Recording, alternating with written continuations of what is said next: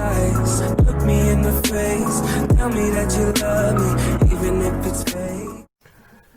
Alright guys, welcome back to the Mokey channel, your channel for Go format stuff, old school Yu-Gi-Oh content and any other things like this. And today we have a video for you. It is about lost cards again. And today the chosen card is Graverobber. And it was selected also by public vote on the Facebook group True Gold Format Community in Germany. So by public vote, Graverobber was decided. So I promised you guys, and here we go. Now we have Graverobber here for the video.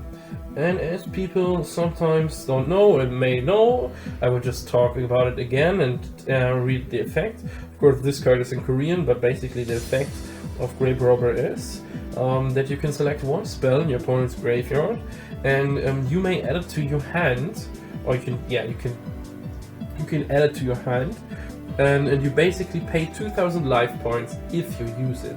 If you don't use it, you don't pay 2,000 life points.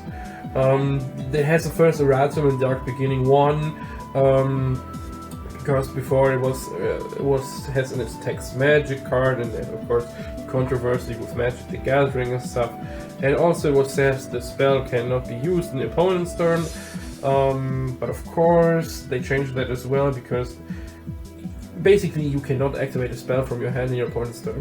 That's logical, but sometimes, some reasons for some things, maybe you can actually do that in some kind of form, and they changed it back, so this is not in the card text. So if you would have a card that would bend you the rules, you could actually do that.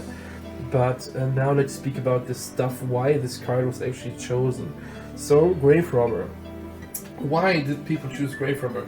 Most of the time when I talked about people about why they would think Graverobber is actually a card we should talk about, is they think the effect is actually useful. They think the effect is actually a nice thing sometimes, and can be very, very, very useful. And I agree in some kind of way.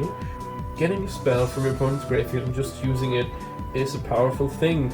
2,000 life points is a heavy cost, of course, but it's like you pay 2,000 life points for a Pot of Greed. Would you play Pot of Greed if it would cost 2,000 life points? Probably yes. The answer, if the spell would just say pay 2,000 life points and you can do that, yep, you would play it. If you would have Heavy Storm in your deck for 2,000 life points as cost, yep, you would still play it. So arguing about 2,000 life points is a heavy cost may or may not be the actual problem of this card. The problem of this card, actually, why I think it is on the lost list, because people just don't use it, is that you cannot guarantee that a powerful spell will be in your opponent's graveyard that you want actually to use. So Graverobber is seen maybe by the community as a very situational card that can only be used successfully in a way that you must wait for your opponent to activate a powerful spell, when you could just play instead of Graverobber a powerful spell in your deck yourself. So yes, I totally see that point. But what I actually want to say about Graverobber is also a few things that are really good about him. Because never forget that Graverobber is a trap card that can also be used in your opponent's turn. Yes, you don't usually want that. And if they MST it, that's a negative point as well, because if you use Graverobber in your opponent's turn, it's basically seen as a loss, because just think about it. You see the spell, oh my god, I want this, you know, the Pot of Greed really hard, and then somebody just Breaker, destroy Graverobber. Right, you cannot use in your own turn, in the opponent's turn, the Pot of Greed. So you just don't use this, because you basically lost the card for nothing.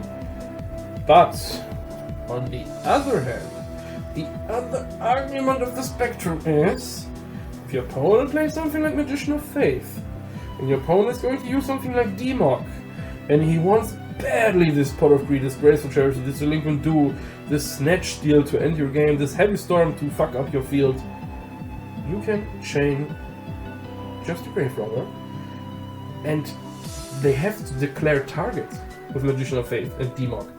Don't forget that. You can steal the same target they have chosen, and you just keep it in your hand, and you don't pay the 2000 life points. And the effect basically goes to waste. So this card counters, it hard counters Demok and Magician of Faith. And this is a thing people usually often don't talk about. And I think it's a point worth about adding to this card, because yeah, it has good uses, it has hard counters, it has optional situations where it's better or not, but it is also in its own a hard counter to very popular cards and effects. And that is why Graverobber is actually not as bad in a deck that made people be thinking, and I think that's why people wanted me to talk about this card, because some people would like to see this card in decks. And the only thing I can say to that is, if you want to see this card in decks, just play it, man. Just go for it. If you want to see and use this card will have uses. This card will also fuck you up and it will not be useful, but I have already seen points where other cards have not been useful, that people consider really good or are good. What useful is if when your opponent don't actually play really traps and just scapegoats and you bring out Breaker. You pop scapegoats, he just chains and he's basically lost. So there are sometimes examples about cards and things that you need to take in consideration, and this card will be sometimes amazing and this card will sometimes just be not good, and you have to make the decision if you want to play a card that can be really amazing or that can really suck. And yeah, so the last point, the only last point that is to be made is, I've already talked about the life points, and I already told you that you would play these amazing spells if they would cost 2000 life points. But as I've been analyzing this card, and we are always honest and truthful, saying that you pay 2000 life points for paying as a spell cost is actually really hardcore if you consider this format, because Ring of Destruction is a thing. Paying 2000 life points for a spell in late game is sometimes not advisable. Unless you win, okay? Sometimes you basically have to do it, or should do it. Maybe it will happen, and sometimes you will lose because of paying 2000 life points. That will also happen, and you have to be basically ready for that if you will play this card. And it's not, I will not even talk about that, but it's not advisable to play anything that says you don't pay any costs of life points for playing cards, because that's a gimmick. You're basically doing a gimmick for this card then, and that's not advisable. So yeah, I think that's all about Graverobber that was to say. And after everything I said, all in all, it's a useful card. It's a situational card. It can basically ruin your day. It can basically make your day really good, because it can be really awesome. But it's an iffy card. It's not 100% this or this, and this is why people tend to not play this, because it's not the most consistent option. The most consistent option is just to put Book of Moon in your deck. Be like, I know what this card will do. I know what I get from this, and yeah, just go for it instead with that. Alright. Yeah, perfect timing, I would say, to end the video.